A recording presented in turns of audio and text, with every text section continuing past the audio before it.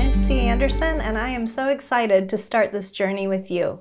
Welcome to this online course called Getting Started in Disciple Making Movements, even if you're busy, can't speak the language well, and have no money. This course is going to have 6 different modules. The first module is Clarify Your God-Sized Dream. The second module, Am I Too Busy to Multiply Disciples? The third module is Designing Your Prayer Plan. The fourth module is Abundant Seed Sowing. And the fifth module is Finding Local Partners or Persons of Peace. And then in the 6th module, you'll learn how to start your first disciple-making group. So there'll be 6 different modules. Each module has 3 or 4 different video lessons, short video lessons that you'll watch, and each lesson will have an assignment for you to do. So you'll get a new module released to you every 2 weeks, and you'll have that amount of time to work through the assignments and watch those videos. Now don't worry if you're a little bit slow and it takes longer, or you get busy and you can't go through it. You can work at it according to your own pace, but that's just the speed at which we'll be releasing the modules to you. So let's get started with Module 1, which is Clarify Your God-Sized Dream, and the first lesson, which is Dreaming with God for Your area.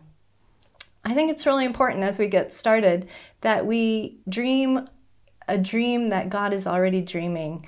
He has a dream for your area. He has something that He's desiring to do, and He's chosen you to do those things. One of my favorite verses is Hebrews chapter 11, where it says, "Without faith, it's impossible to please God."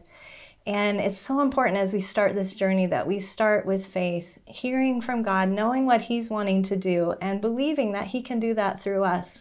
Another verse in Ephesians 6, which is like a life verse for me, is it says, "He is able to do exceeding abundantly beyond all that we can ask or think." And you know, I can testify that that is really true. You know, God has done more through me than I could ever have imagined, more than my qualities or potential or whoever I am is really worth. But God is able to do more than we can imagine as we seek Him for His dream and His vision for the things He wants to do, and then simply obey Him.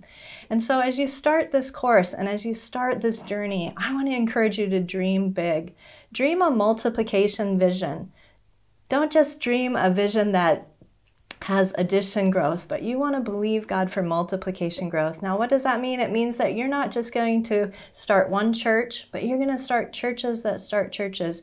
You're not just going to start one disciple-making group. You'll start a group that will multiply and start other groups. You'll not just disciple one person, but you'll disciple someone who will then be a disciple maker, discipling many others. So you want to think big. You want to think multiplication as you clarify your God-sized dream. Now, there's a story I want to tell you that God gave me that really has helped me to dream bigger in Him. And I was in Nepal, I was praying, and one day God just dropped this story into my heart, and I know it'll encourage you. So it's the story of a Nepali farmer. And there was one day a Nepali farmer. He was a very faithful man. He was hardworking, he was diligent, but he was simple and not very well educated. But whenever he would sell his crops from his farm, he would take the money that he earned, and instead of spending it on this and that, he would invest that money in different businesses.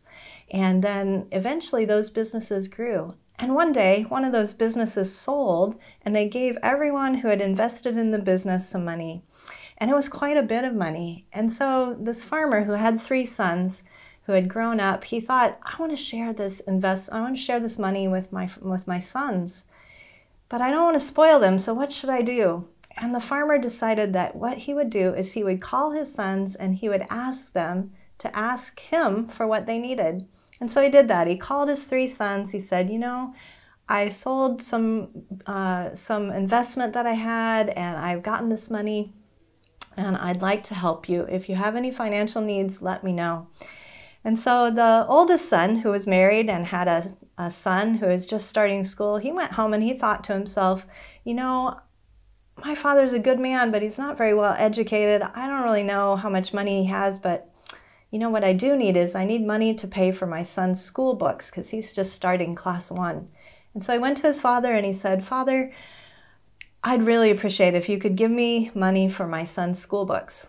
And the father went back in his room and he came back and he said, you know, I can do that. Here you go. Here's the money for the school books.